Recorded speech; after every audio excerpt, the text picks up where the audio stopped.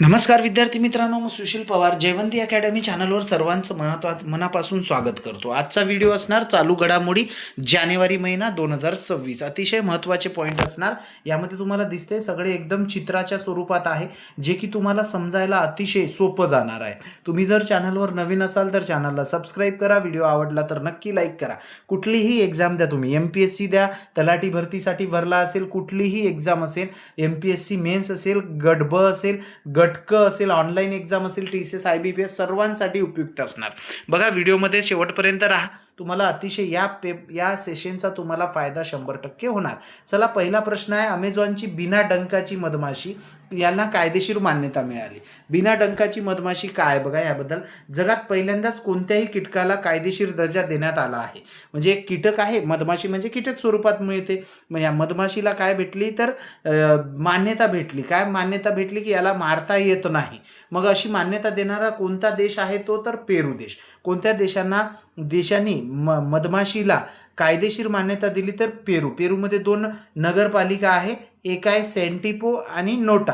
या दोन्हींनी काय केलं की या मधमाशींना काय दिलं की कायदेशीर मान्यता म्हणजे यांना मारता येत नाही, यांची शिकार करता येत नाही. मधमाशीचं वैशिष्ट्य काय? यांना डंक नाही. जो चावा घेतात ना, तो डंकच नाही. दुसरा बघा, नेक्स्ट क्वेश्चन आहे तुमच्या पुढे. आणि ह्या मधमाशीचं अस्तित्व बघा, ह्या 8 कोटी म्हणजे 8 कोटी वर्षापूर्वी जुनी आहे मधमाशी. ठीक आहे. शारीरिक रूप काय यांचं? यांना डंक नसतो आणि अत्यंत लहान असतात हे, त्यामुळे दंश करत नाही, म्हणजे चावा घेत नाही. हे यांची मधमाशी पूर्ण जगामध्ये 500 प्रजाती आहे या मधमाशीच्या, आणि 170 पेक्षा जास्त जाती पेरू या देशात आहे. ठीक आहे. दुसरा प्रश्न तुमच्या स्क्रीनवर आहे, सेकंडवाला बघा, इथे दिसतंय तुम्हाला. फिंके नदी जगातील सर्वात जुनी नदी आहे. आता ही चर्चेत आहे, म्हणून या पेपरला तुम्हाला प्रश्न यावर पडू शकतो. फिंके नदीवर काय? बघा प्रश्न, भूगर्भशास्त्रीय अभ्यासानुसार ऑस्ट्रेलिया देशाने फिंके नदी ही जगातील सर्वात जुनी नदी, सतत वाहणारी नदी आहे. इतक्या प्राचीन काळापासून वाहते की डायनासोर पृथ्वीवर असतानाही ही अस्तित्वात होती. म्हणजे असं म्हटलं जातं, फिंके नदी कोणत्या देशाची आहे? तर ऑस्ट्रेलियाची. जगातील सर्वात जुनी नदी कोणती? तर फिंके नदी. आणि डायनासोर ज्या वेळेस होते तेव्हापासूनची ही नदी आज पण अस्तित्वात आहे. ठीक आहे. नेक्स्ट क्वेश्चन तुम्हाला हेनले पासपोर्टवर आहे. बघा, हेनले पासपोर्ट इंडेक्स 2026 नुसार हा इंडेक्स कोण जारी करतो? तर हेनले अँड पार्टनर जारी करतो. कोणाकडून जारी केले जातं? तर IATA, आंतरराष्ट्रीय हवाई वाहतूक संघटना, याच्या विशेष आकडेवारीवर आधारित असतो. हा जगातील पासपोर्टांना हा विजामुक्त प्रवेशच्या आधारावर क्रमवारी देतो. ठीक आहे.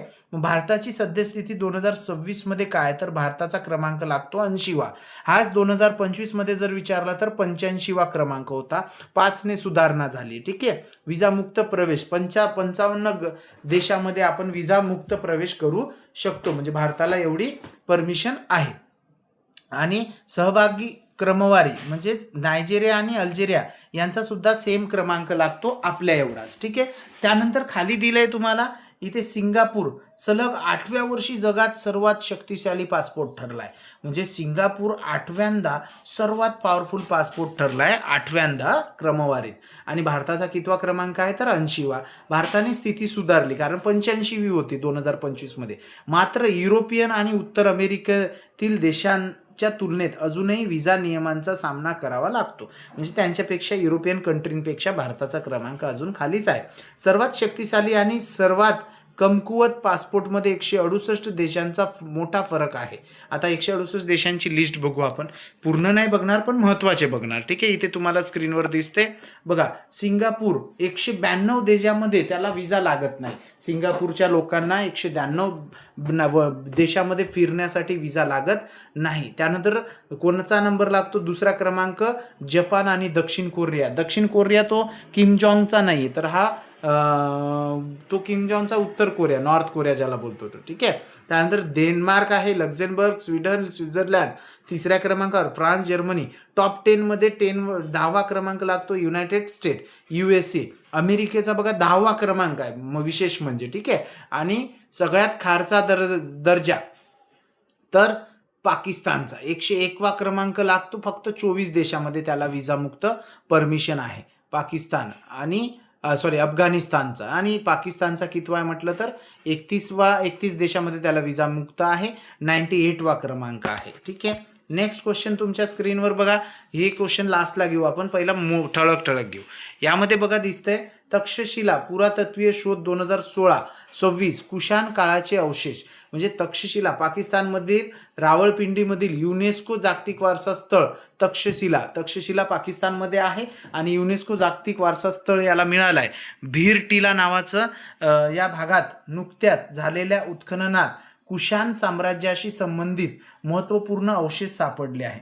तुम्हाला प्रश्न येऊ शकतो, कुशाण काळाशी संबंधित महत्त्वपूर्ण अवशेष कोणत्या देशात सापडले किंवा खालीलपैकी कोणत्या ठिकाणी सापडले. तर जोड्या जुळवायला असू शकतं तर तक्षशिला. आणि तक्षशिला कुठे आहे सध्या तर पाकिस्तानमध्ये.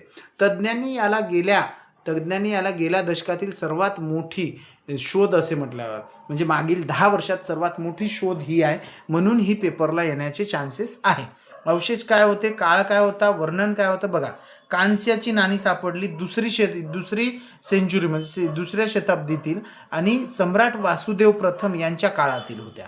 कोणाच्या काळातील आहे असा पण येऊ शकतं तर सम्राट वासुदेव प्रथम. लॅपिस लॅझुली 6वी शताब्दीतील ही आहे नाणी आणि गडद निळ्या रंगाचे अर्धमूल्यवान दगडातील नीलमणी ज्याला बोलतात त्या काळातील आहे. ठीक आहे. स्थळ कुठे तर भीर टीला या ठिकाणची नाणी आहे. आता इथे बघा यांचे महत्त्व काय आहे बघा, कशा आहे, काय स्वरूप आहे. सिक्क्यांचे महत्त्व आणि धार्मिक सहिष्णुता. या सिक्क्यांच्या विशेषणातून कुशाण साम्राज्याच्या समावेशी संस्कृतीचे प्रतिबिंब दिसते. म्हणजे कोणत्या काळातील आहे तर कुशाण काळातील. अग्रभाग म्हणजे मुख्य वरच्या भागावर काय तर मुख्य भागावर सम्राट वासुदेव या प्रथम यांची प्रतिमा आहे. हा जो दिसतोय हा सम्राट वासुदेव प्रथमची प्रतिमा आहे मुख्य भागावर. आणि मागील बाजूस काय म्हटलं तर एका स्त्री देवतीची प्रतिमा कोरलेली आहे. ही स्त्री देवती मागच्या बाजूला. ठीक आहे. निष्कर्ष काय दर्शवते इथे, हे दर्शवते की कुशाण शासक केवळ बौद्ध धर्माचे अनुयायी नव्हते तर त्यांनी विविध इराणी, ग्रीक आणि भारतीय देवतांचाही आपला संरक्षण दिले होते. ठीक आहे. नेक्स्ट क्वेश्चन आहे तुमच्या स्क्रीनवर बघा. इथे युगांडा देश आहे, आफ्रिकन कंट्री आहे. युगांडा राष्ट्रपती निवडणूक 2026. म्युझेबेनी यांचा 7वा कार्यकाळ. म्युझेबेनी. ठीक आहे. काय हे सगळ्या गोष्टी, हा लई महत्त्वाचा पॉईंट आहे. युगांडाच्या निवडणूक आयोगाने अधिकृतपणे जाहीर केले आहे की योवेरी मुझेबेनी यांच्या राष्ट्रपतीपदी निवडणुकीसाठी विजयी म्हणून घोषित करण्यात आली. कोणाला तर युगांडाचे राष्ट्रपती कोण झाले तर योवेरी मुझेबेनी. अतिशय डेंजर माणूस आहे हा, एक आतंकवादी टाईप माणूस आहे. ह्या विजयासह ते आफ्रिका खंडातील सर्वात दीर्घकाळ सत्ता सांभाळणारे नेत्यापैकी एक बनले. म्हणजे जबरदस्ती आहे, सगळे राजेशाही हुकुमशाही चालली इथे. ह्या आत्तापर्यंत आफ्रिका खंडातील सर्वात जास्त काळ शासनात असणारा व्यक्ती कोण, योवेरी मुझेबेनी. ठीक आहे. याच्याबद्दल माहिती घेऊया. योवेरी मुझेबेनी हे काय होता, विजेता आहे. नॅशनल रेसिस्टंट मुवमेंट ही त्याची पार्टी आहे. कार्यकाळ आहे 7व्यांदा हा राष्ट्रपती झालाय. किती टक्के वोट मिळाले तर 71.65%. मुख्य प्रतिद्वंदी म्हणजे विरोधी कोण होता तर बॉबी वाईन होता, त्याला 24.72% मत मिळाले. बॉबी वाईन. सत्तामध्ये कधी आगमन झाले तर 1986 पासून आतापर्यंत 40 वर्षाचा शासन आहे. 1986 पासून ते सत्तेमध्ये आहे. दीर्घकालीन शासन. योवेरी मुझेबेनी हे 1986 पासून सत्तेत आहे. आधुनिक इतिहासातील त्यांच्या नेतृत्वाखाली राष्ट्रपती पदाला आयुष्यभरासाठी पद आणि कार्यकालची मर्यादा संकल्पनाही धक्का दिला गेला. त्यामुळे त्यांना अनेक वेळा निवडणूक लढण्याची संधी, म्हणजे तुम्हाला कळलं नसेल, त्यांनी स्वतःच कायदा तयार केला. मुझेबेनींनी काय कायदा तयार केला की तिथे राष्ट्रपती पदाची अट नाहीये, वयोमर्यादा नाहीये, तो मरेपर्यंत ते काय राष्ट्रपती बनू शकतो असा कायदा त्या स्वतःनी त्यांनी म्हणजे संसदेत पास केला. विरोधकांची टीका काय तर मुझेबेनी विरोधक कोण होता तर बॉबी वाईन यांनी निवडणूक प्रक्रियेमध्ये धोकाधाडी झाल्याचा आरोप केला. तसेच इंटरनेट बंद आणि आंदोलनावर बंदी यावर त्यांची टीका केली. ह्याचं काही महत्त्व नाही, फक्त एवढं लक्षात ठेव सर्वाधिक काळ कोण योवेरी मुझेबेनी झालाय. कुठे, युगांडाचा. युगांडा कुठला देश आहे, दक्षिण आफ्रिकेतील. ठीक आहे. नेक्स्ट प्रश्न तुमच्या स्क्रीनवर दिसतोय. बघा, भारताची पहिली हायड्रोजन ट्रेन हरियाणामध्ये हायड्रोजन ट्रेन, ठीक आहे. हरियाणामध्ये परिचालनासाठी तयार भारतीय रेल्वेचा ग्रीन हायड्रोजन मिशन अंतर्गत, कोणत्या मिशन अंतर्गत, तर ग्रीन हायड्रोजन मिशन अंतर्गत हरियाणामध्ये देशाची पहिली हायड्रोजन चालित ट्रेन, हायड्रोजनवर चालणारी ट्रेन सुरू करण्यात येणार आहे. म्हणजे हायड्रोजन म्हणजेच काय, हे अतिशय महत्त्वाचा काय लिक्विड आहे. लिक्विड फॉर्ममध्ये सुद्धा हायड्रोजन असतं आणि गॅस फॉर्ममध्ये सुद्धा असतं. हा पायलट प्रकल्प रेल्वेला कार्बन न्यूट्रल बनवण्याच्या दिशेने पहिला एक महत्त्वाचा टप्पा मानला जातो. मग अजून चालू नाही झाली पण होणार आहे. कोणत्या राज्यात, तर हरियाणामध्ये. आता इथे बघा, परियोजनेचे नाव भारताची पहिली हायड्रोजन ट्रेन, पायलट प्रकल्पाचं नाव काय, पायलट प्रकल्प. रेल्वे झोन काय, तर उत्तर रेल्वे झोन. हरियाणा कोणत्या रेल्वे झोनमध्ये येतं, तर उत्तर रेल्वे. संचालन मार्ग काय, जिंद. म्हणजे कुठून जिंद सोनीपत रेल्वे, हरियाणा, जिंद ते सोनीपत रेल्वे. हायड्रोजन यंत्रणा जिंद येथे स्थापित केली आहे. हायड्रोजन उत्पादन क्षमता किती, 3000 किलोग्राम एवढी आहे. नियामक संस्था कोणती, RDSO म्हणजेच संशोधन रचना आणि मानके संघटना.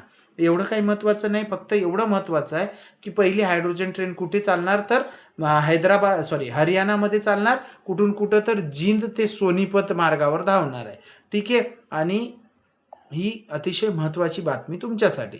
झालं, एवढं होतं. अजून तुम्हाला जर व्हिडिओ आवडला तर आपण व्हिडिओ नेक्स्टसुद्धा बनवू. फक्त व्हिडिओला शेअर करा, लाईक करा, सबस्क्राईब करा आणि कमेंटमध्ये करा. अजून जर पाहिजे असेल तर आपण परत व्हिडिओ बनवू. धन्यवाद.